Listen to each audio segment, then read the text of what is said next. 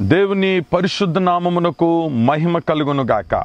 ప్రియమైన దేవుని బిడ్డలారా, ఈ దినం ప్రభు మనకిచ్చిన అమూల్యమైన విలువైన మాటను మనం చదువుకుందాం. ఆ మాటను గమనిస్తే యెషయా గ్రంథం 55వ అధ్యాయము 3వ వాక్యాన్ని నేను చదువుతున్నాను.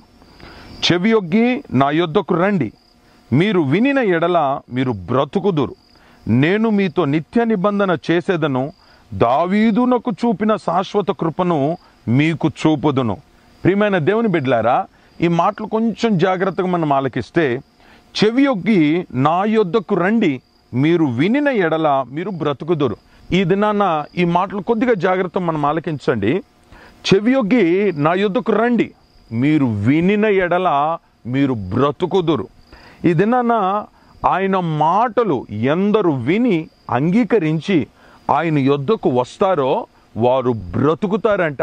ఈ దినాన చాలామంది మరణానికి, భయంకరమైన పరిస్థితికి, భయంకరమైన శాపానికి, భయంకరమైన రోగానికి, భయంకరమైన దరిద్రానికి గురి అవ్వడానికి కారణం ఏంటంటే, ప్రతి దినమైన మాట వినబడుతున్నా మాటను అంగీకరించక, మాటకు లోబడక వారు బ్రతకలేని పరిస్థితి, దారుణమైన దరిద్రం వారిని వెంబడిస్తుంది. ఈ దినాన నా దేవుడు నీతో సూటిగా మాట్లాడుతున్నాడు.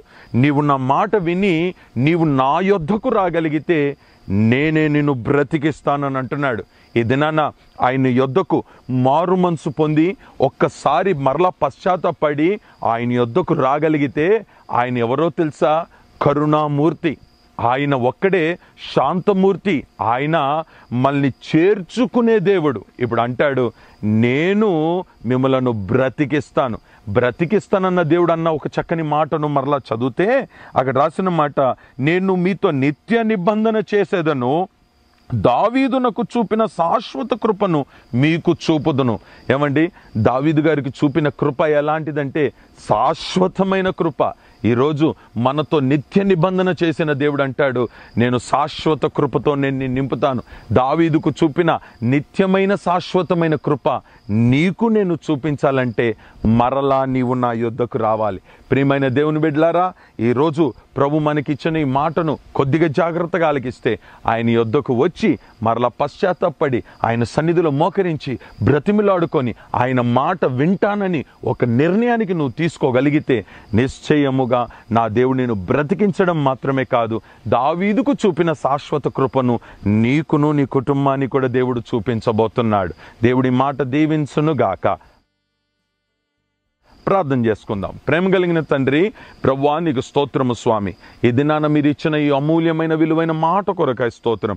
దావీదుకు చూపిన శాశ్వతమైన కృప మీరు మాకు చూపించాలి అని అంటే మేము మీ మాటకు లోబడాలని, మీ మాట వినాలని, మీ మాటను మేము అంగీకరించాలని ఈ ఇచ్చిన ఈ అమూల్యమైన మాట కొరకై స్తుతిస్తున్నాం. ఈరోజు ఎందరైతే తీర్మానం చేసుకుంటున్నారో వారి జీవితాలలో శాశ్వతమైన కృపతో మీరు నింపి నడిపించమని యేసు నామాన్ని అడిగి వేడుకుంటున్నాను తండ్రి. ఆమేన్. హృదయమంత వేదనతో కలవరమే చెందగా ధైర్యమునే నీవే ఇచ్చావు. అడుగులే తడబడిన, పరిస్థితులే చేజారిన, చేయుతనే అందించావు.